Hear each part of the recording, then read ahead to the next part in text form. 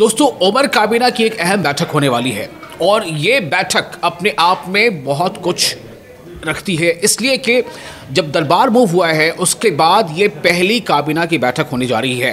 और सबसे बड़ी बात यह है कि इस काबीना से जो उम्मीदें हैं वो ये हैं कि रिजर्वेशन के ताल्लुक से कुछ बड़ा फैसला हो सकता है। और रिजर्वेशन एक ऐसा मुद्दा है जम्मू कश्मीर के लिए जिसने खास तौर से जो बरसर इक़्तिदार जमात है नेशनल कॉन्फ्रेंस, उसके कहीं दो फाड़ ना हो जाएं, कहीं नेशनल कॉन्फ्रेंस से कोई टूट ना हो जाए, पार्टी बिखर ना जाए। इसके लिए बहुत ज़रूरी है कि रिजर्वेशन पर उमर काबीना कोई ना कोई ज़रूर बड़ा और अहम फैसला ले। तो हम आज इस पर बातचीत ये करेंगे कि आखिर ऐसी कौन कौन से ऐसे मुद्दे हैं जिन पर उमर काबीना बैठक कर सकती है, यानी बैठक में वो मुद्दे ज़ेर गौर आ सकते हैं। और न सिर्फ ये ज़ेर गौर आ सकते हैं बल्कि उससे फैसला भी हो सकता है, चूँकि बहुत सारे ऐसे इशारे मिल रहे हैं, ज़राए के हवाले से बात सामने आ रही है कि जो सबसे अहम मुद्दा है वो है रिजर्वेशन का। और रिजर्वेशन का मुद्दा ही वो है जिसने कहीं ना कहीं नेशनल कॉन्फ्रेंस को ज़िमनी इंतखाब में एक सीट, जो नेशनल कॉन्फ्रेंस की अपनी सीट थी, वो हार गई बडगाम की। और उस सीट को हारने के पीछे वजह क्या हो गई, इसके पीछे जो नाराज़गी थी मेंबर पार्लियामेंट की मेहदी आगा रुल्ला मेहदी की, और नाराज़गी की वजह क्या थी, रिजर्वेशन था। आपको याद होगा उसकी पूरी कहानी, आपको मालूम है कि किस तरह से आगा रुल्ला ने प्रोटेस्ट किया था उमर अब्दुल्ला जो वज़ीर आला के का जो रिहाइश है उसके बाहर। ये तमाम चीज़ें हम बातचीत पर करेंगे। हमारे साथ मौजूद है हमारे साथी शौकत। शौकत, मैं जानना चाहता हूँ कि कल जो बैठक होने जा रही है, इस बैठक को किस नज़रिए से देखा जाए? क्यों ये बैठक अहम है? क्या इसलिए कि दरबार मूव के बाद ये पहली बैठक होने जा रही है, या फिर ये कि जो हालात पैदा हो गए हैं ज़िमनी इंतखाबात के बाद से, उसने कहीं ना कहीं पार्टी को कुछ अहम मुद्दों पर बड़े फैसले और कड़े फैसले लेने पर मजबूर कर दिया है? विशाल, मैं आपको इससे पहले कि मैं कल की मीटिंग की बात करूं, कुछ चीज़ें मैं यहाँ पर कहना ज़रूरी समझूंगा। अभी रिसेंटली 3-4 दिन पहले जो उमर अब्दुल्ला के जितने भी गवर्नमेंट में जितने भी MLAs है हुक्मरान इत्तेहाद की, उनकी एक मीटिंग हुई थी। तो जो सोर्सेज है उनका ये कहना है कि मीटिंग में मैक्सिमम ऑफ द MLAs ने ये वाज़ह तौर पे बात कही है, वाज़ह तौर पे अपना पॉइंट रखा है कि भाई लोगों में नाराज़गी है, लोग बिल्कुल उमर हुकूमत के खिलाफ जा रहे हैं और एक जो पब्लिक ओपिनियन है वो बिल्कुल हुकूमत के खिलाफ बन रहा है, तो अब कुछ करना ही होगा। तो मुझे लगता है कि उसके बाद जो है ना, एक और पॉइंट ये है कि 20 दिसंबर से रूहुल्लाह ने जो है प्रोटेस्ट की ये की है कि अगर रिजर्वेशन पे कुछ नहीं हुआ फैसला तो 20 से मैं एहतजाज करूँगा, मैं प्रोटेस्ट स्टेशन पे बैठूँगा। तो उसके अलावा जो रिसेंटली नताज़ा है, जैसे आपने बताया कि उसकी एक बड़ी वजह खासतौर पे बडगाम में हार की बड़ी वजह रूहुल्लाह की नाराज़गी रही और रूहुल्लाह नाराज़ रिजर्वेशन पे हैं। तो इसके अलावा जो कमेटी बनी है उसकी रिपोर्ट देने का भी टाइम आ गया है। तो इस वक्त सबसे बड़ी पॉलिटिक्स जो जम्मू कश्मीर में हो रही है वो रिजर्वेशन पे ही है। अभी रिसेंटली अगर आपने देखा होगा अकाउंट असिस्टेंट्स की पोस्ट्स आई 600 जी। तो उसमें फिर सिर्फ 240 पोस्ट्स ओपन मेरिट के लिए हैं। तो वो 50% या 40% से भी कम है। तो एक बड़ा इशू है, बहुत बड़ी नाराज़गी है, हर घर से जुड़ा, हर फैमिली से जुड़ा इशू है ये। तो मुझे लगता है मेन इस पर कल बात होगी और शायद कुछ ना कुछ बड़ा निकल के आ जाए। बिल्कुल, आपने सही कहा। और मैं आपको बता दूं कि देखिए, रिजर्वेशन जम्मू कश्मीर के मामले में रिजर्वेशन का मुद्दा बिल्कुल बाकी रियासतों से थोड़ा मुख्तलिफ है। यहाँ पर आप देखें कि ओपन मेरिट जो है वो फिलहाल 30% तक है, यानी तालीमी इदारों में जो सरकारी सीट्स हैं, जो सरकारी वैकेंसीज हैं, आसामियाँ हैं, उसमें 30% ही ओपन मेरिट से जो है उसकी आसामियाँ भरी जा सकती हैं। मैं एक और चीज़ भी कहना चाहूँगा कि कश्मीर, जम्मू कश्मीर जैसे स्टेट में जहाँ प्राइवेटाइजेशन अभी उतना ज़्यादा नहीं है, प्राइवेट इंडस्ट्रीज उतनी नहीं है, यहाँ पे लोगों की जो खास जो एजुकेटेड यूथ है उनकी पहली नज़र जो है ना, पहली उनकी दौड़ जो होगी ना सरकारी नौकरी होती है। तो इसलिए ये बहुत बड़ा इशू है। बिल्कुल। तो मैं वही कहना चाह रहा था कि अब आप सोचें कि किसी भी एक घर का जो भी गार्जियन होता है, उसके बाद वो घर की पूरी जिम्मेदारी कहीं ना कहीं घर के यूथ पर होती है, चाहे वो नौजवान लड़का हो या लड़की हो। तो जम्मू कश्मीर में जैसा अभी शौकत ने बताया कि वहाँ पर प्राइवेट इंडस्ट्रीज़ बहुत कम है, प्राइवेट सेक्टर्स में नौकरियाँ हासिल करने के मौके बहुत कम हैं। ऐसे में सरकारी जो नौकरी है उनमें ओपन मेरिट सिस्टम के तहत जो लड़के हैं वो चाहते हैं कि हम ज़्यादा से ज़्यादा हमें मौका मिले। यानी आप सोचें कि ओपन मेरिट के तहत ये सिर्फ 30% तक ये लिमिटेशन है।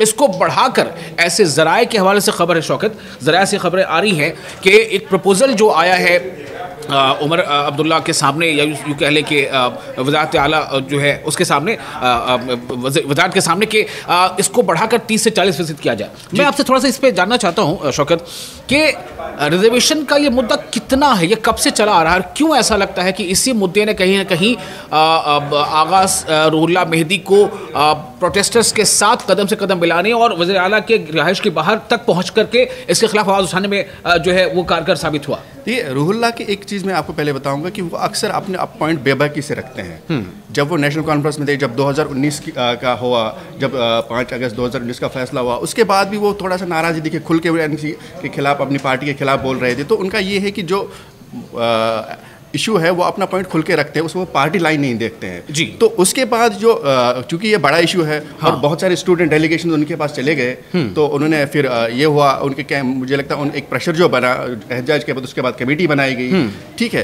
तो उसके बाद जो है बात यहाँ पे आ गई कि अब हाँ। इतना बड़ा इशू नहीं। मुझे एक चीज़ यहाँ एक और कहना चाह रहा था मैं, हाँ। कि इस मामले पे मुझे लगता है कि पार्टी लाइन से ऊपर उठ के सबको सोचना चाहिए। ठीक है, ठीक है। मुझे लगता है 2 इश्यूज इस वक्त कश्मीर में हैं जहाँ पे पॉलिटिकल पार्टीज़ को पार्टी लाइन से ऊपर उठ के फैसला करना चाहिए, क्योंकि ये वो इश्यूज हैं जिस पे पॉलिटिक्स नहीं होनी चाहिए। ये लोगों से जुड़ा, हर घर से जुड़ा, एक वो रिजर्वेशन का है, ठीक है, और रेगुलराइजेशन का है। बिल्कुल। और इसके अलावा शौकत कुछ और मुद्दे हो सकते हैं जो अभी आपने कहा कि रिजर्वेशन वाले मुद्दे पर बात तो होनी ही होनी है, जो कि बहुत हद तक इम्कान, जैसे मैंने पहले बताया आपको, कि कहीं ऐसा ना हो कि नेशनल कॉन्फ्रेंस जो पार्टी है बरसकरार जमात, वो टूट का शिकार हो जाए, बिखराव का शिकार हो जाए, जो कि आगा रुहुल्लाह मेहदी ने उस हद तक जाकर के अपना मौक़िफ़ पर वो कायम रहे कि बडगाम की सीट भी नेशनल कॉन्फ्रेंस के हाथों से जाती रही।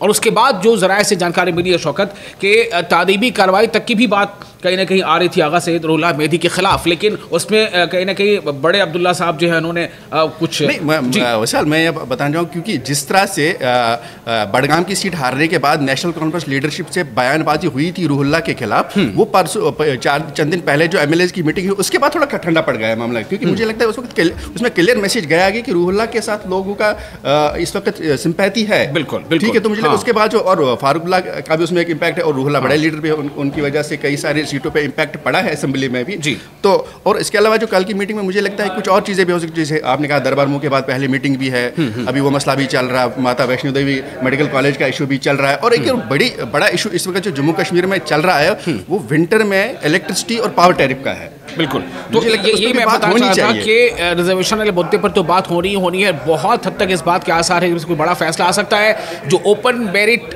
के तहत जो कैप है 30% का, इसमें खातिर खा इजाफे का फैसला लिया जा सकता है। ऐन मुमकिन है कि इसे बढ़ाकर 40% या उससे ज़्यादा भी किया जाए। मैं ये कह रहा हूँ कि ऐसा हो सकता है, ज़राए से खबर आ रही है, और साथ ही साथ ये भी खबर आ रही है कि आपको बता दें कि इसके अलावा जो मुद्दे अहम है, जैसा आप शौकत जिक्र कर रहे थे, इसमें जो है बिजली, रिजर्वेशन के साथ साथ मौसम सरमा की तैयारी समेत अहम मसाइल हैं जिन पर बातचीत होनी है। तो शौकत, हम क्या देख पा रहे हैं, क्या इस पर जम्मू कश्मीर के जो नौजवान हैं, जो कहीं ना कहीं रोज़गार के तलबगार हैं सरकारी नौकरी के, क्या उनकी भी इसमें बहुत ज़्यादा अभी तवज्जो होगी कि क्या फ़ैसला सरकार लेने जा रही है? बिल्कुल, अभी तो हर एक की इंटरेस्ट है। मुझे लगता है पहले ऐसी कैबिनेट मीटिंग है बहुत सालों बाद जिस पे इतनी नज़र है लोगों की, इतना बेचैनी बेसब्री से इंतज़ार कर रहे हैं कि क्या आएगा। और चूँकि पॉपुलेशन ही नौजवानों की ज़्यादा है, तो जाहिर सी बात है नज़र तो ज़्यादा होगी ही नौजवानों की, और रोज़गार तो बहुत बड़ा इशू है। अच्छा, एक सवाल शौकत, चूँकि आप जम्मू कश्मीर से बिलोंग भी करते हैं, मैं जानना चाहता हूँ कि अगर मान लीजिए कि रिजर्वेशन पर काबीना ने कोई फैसला नहीं लिया, फ़िलहाल नहीं लिया, मान लीजिए, तो नेशनल कॉन्फ्रेंस के अंदर जो एक बिखराव के जो हालात बन रहे हैं, आगा सैयद रुहुल्लाह ने जो एक परचम बुलंद कर रखा है, वो फिर हालात किस तरफ जा सकते हैं? देखिए, सबसे इमीडिएट में तो उनको फेस करना पड़ेगा जो रुहुल्लाह का एजिटेशन स्टार्ट हो जाएगा। और ऐसे ज़राए कह रहे हैं कि कई सारे MLAs हैं जिनका झुकाव है रुहुल्लाह की तरफ। तो मुझे नहीं लगता कि NC को इस इशू को बढ़ने देना चाहिए, क्योंकि उसका अगर रुहुल्लाह से टकराव और आपस में रस्साकशी का उन्होंने खमियाजा भुगता है अभी रिसेंटली। बिल्कुल। तो मुझे लगता है कि नहीं देना चाहिए उनको, इसको बढ़ने नहीं देना चाहिए, और ये बड़ा इशू है और इसको हल करना चाहिए। वन टाइम इसको हल किया ही जाना चाहिए, और मुझे लगता है इसको पॉलिटिक्स और पार्टी लाइन से डिफरेंट होकर इनको देखना पड़ेगा अगर इनको पार्टी बचानी है और अपनी साख बचानी है। चलिए, बहुत शुक्रिया शौकत। तो हम उम्मीद करते हैं कि जैसी उम्मीदें जम्मू कश्मीर के नौजवानों को है, और जो ज़राए से जानकारी मिल रही है, चूँकि जो ज़ैली कमेटी बनाई गई थी, ज़ैली कमेटी बनाई काबीना, उसमें भी इस पर काफ़ी गौर खौज हुआ है, और कल 9 बजे से इस पर जो चर्चा कैबिनेट की बैठक होगी, तो बहुत कम वक्त रह गया है कि क्या वाकई रिजर्वेशन को लेकर के कोई बड़ा फैसला सामने आ रहा है, और क्या ये फैसला न सिर्फ ये कि जम्मू कश्मीर के आवाम की सो कॉल्ड जो नाराज़गी की बात की जा रही है, वो नाराज़गी भी दूर कर सकती है, और साथ ही साथ पार्टी को बिखराव से भी बचा सकती है नेशनल कॉन्फ्रेंस को। क्या ऐसा मुमकिन है क्या कुछ होता है देखना अहम होगा। 3-4 दिन पहले जो उमर अब्दुल्ला के जितने भी गवर्नमेंट में जितने भी MLAs है हुक्मरान इत्तेहाद की, उनकी एक मीटिंग हुई थी। तो जो सोर्सेज है उनका ये कहना है कि मीटिंग में मैक्सिमम ऑफ द MLAs ने ये वाज़ह तौर पे बात कही है, वाज़ह तौर पे अपना पॉइंट रखा है कि भाई लोगों में नाराज़गी है, लोग बिल्कुल उमर हुकूमत के खिलाफ जा रहे हैं और एक जो पब्लिक ओपिनियन है वो बिल्कुल हुकूमत के खिलाफ बन रहा है, तो अब कुछ करना ही होगा। तो मुझे लगता है कि उसके बाद जो है ना, एक और पॉइंट ये है कि 20 दिसंबर से रूहुल्लाह ने जो है प्रोटेस्ट की ये की है कि अगर रिजर्वेशन पे कुछ नहीं हुआ फैसला तो 20 से मैं एहतजाज करूँगा, मैं प्रोटेस्ट स्टेशन पे बैठूँगा। तो उसके अलावा जो रिसेंटली नताज़ा है, जैसे आपने बताया कि उसकी एक बड़ी वजह ख़ासतौर पे बडगाम में हार की बड़ी वजह रूहुल्लाह की नाराज़गी रही और रूहुल्लाह नाराज़ रिजर्वेशन पे हैं। तो इसके अलावा जो कमेटी बनी है उसकी रिपोर्ट देने का भी टाइम आ गया है। तो इस वक्त सबसे बड़ी पॉलिटिक्स जो जम्मू कश्मीर में हो रही है वो रिजर्वेशन पे ही है। अभी रिसेंटली अगर आपने देखा होगा अकाउंट असिस्टेंट्स की पोस्ट्स आई 600। जी। तो उसमें फिर सिर्फ 240 पोस्ट्स ओपन मेरिट के लिए हैं। जी। तो वो 50% या 40% से भी कम है। तो एक बड़ा इशू है, बहुत बड़ी नाराज़गी है, हर घर से जुड़ा, हर फैमिली से जुड़ा इशू है ये।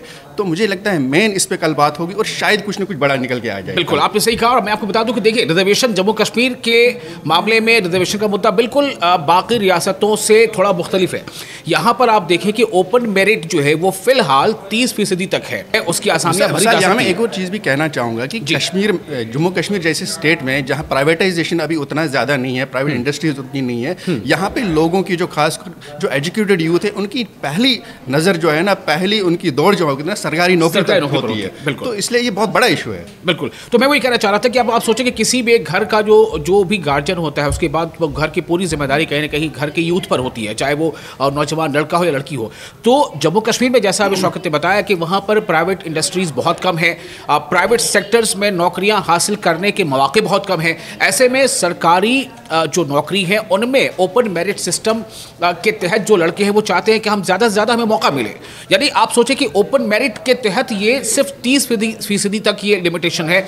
इसको बढ़ाकर ऐसे ज़राए के हवाले से खबर है शौकत, ज़राए से खबरें आ रही हैं कि एक प्रपोज़ल जो आया है उमर अब्दुल्ला के सामने, या यूँ कह लें कि वज़ारत आला जो है उसके सामने, वज़ारत के सामने कि इसको बढ़ाकर 30 से 40% किया जाए। मैं आपसे थोड़ा सा इस पर जानना चाहता हूँ शौकत कि रिजर्वेशन का ये मुद्दा कितना है, ये कब से चला आ रहा है, क्यों ऐसा लगता है कि इसी मुद्दे ने कहीं ना कहीं आगाज़ रूहुल्लाह मेहदी को प्रोटेस्टर्स के साथ कदम से कदम मिलाने और वज़ीर आला के रिहाइश के बाहर तक पहुँच करके इसके खिलाफ आवाज़ उठाने में जो है वो कारगर साबित हुआ। ये रूहुल्लाह की एक चीज़ मैं आपको पहले बताऊंगा कि वो अक्सर अपने पॉइंट बेबाकी से रखते हैं।